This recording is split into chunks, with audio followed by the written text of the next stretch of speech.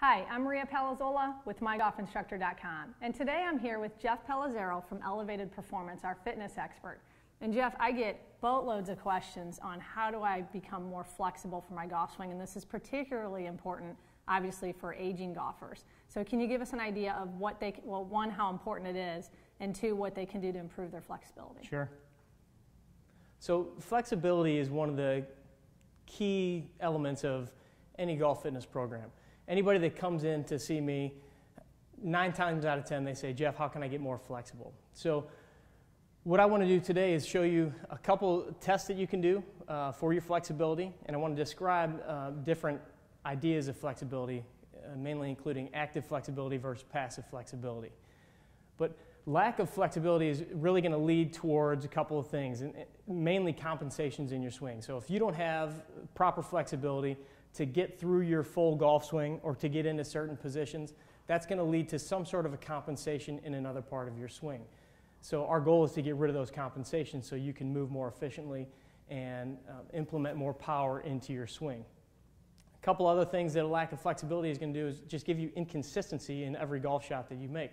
It's hard to make the same move if your body's constantly contorting itself a little bit differently in order to try to get to your full backswing or to get to your full follow-through. And first and foremost, we also want to give you more flexibility basically to prevent injury. If you're injured, you can't play the game. If you can't play the game, then there's no point in going out to the golf course.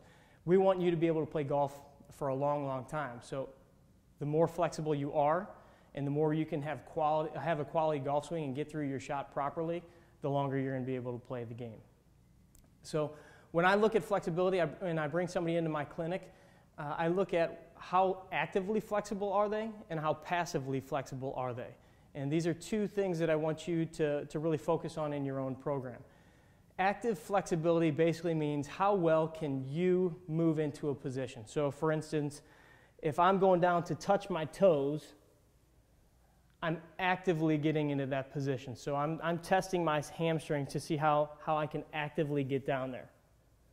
That would be different if I had somebody in here and I laid them on the ground and I'm testing their hamstrings and I take their leg and I pull their leg up. Then I'm doing the motion as the therapist, and it's not that person doing the motion. So passively I'm seeing how well does their hamstring stretch.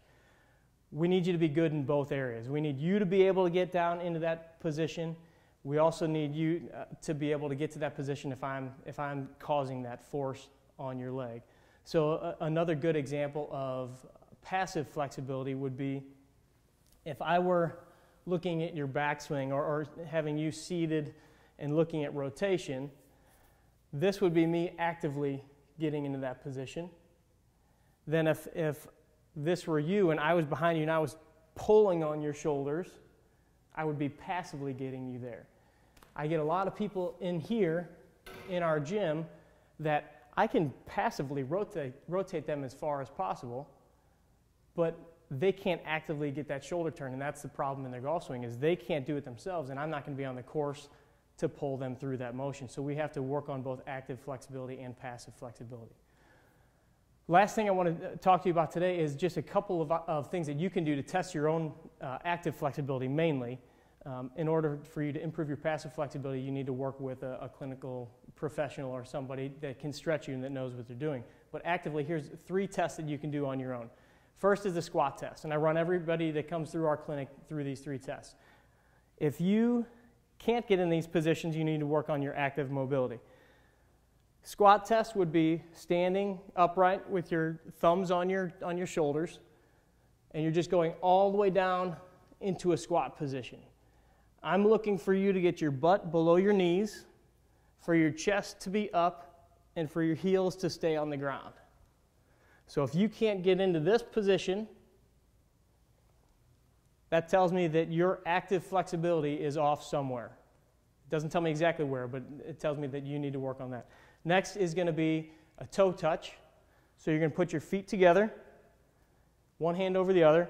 You got to keep your knees totally straight, and you got to get all the way down to the floor. And come back up. Again, from the side, that would look like this. If you can't get into that position, we need to work on your active flexibility. And then the last one is the same test that I did before.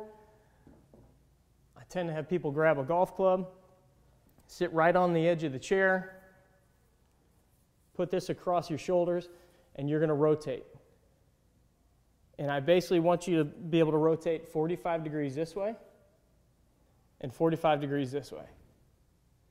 If you can't do that, we need to work on your active rotation. That will improve your golf swing, that'll improve your backswing, that'll improve your follow through. So there's just a couple things you can do to test your own flexibility and to see if you're moving properly in your golf swing. I'd like to thank Jeff Pellizzaro from Elevated Performance for being with us here today and speaking about fitness. If you have an idea for a lesson, be sure to submit it in the Ask Maria section on mygolfinstructor.com.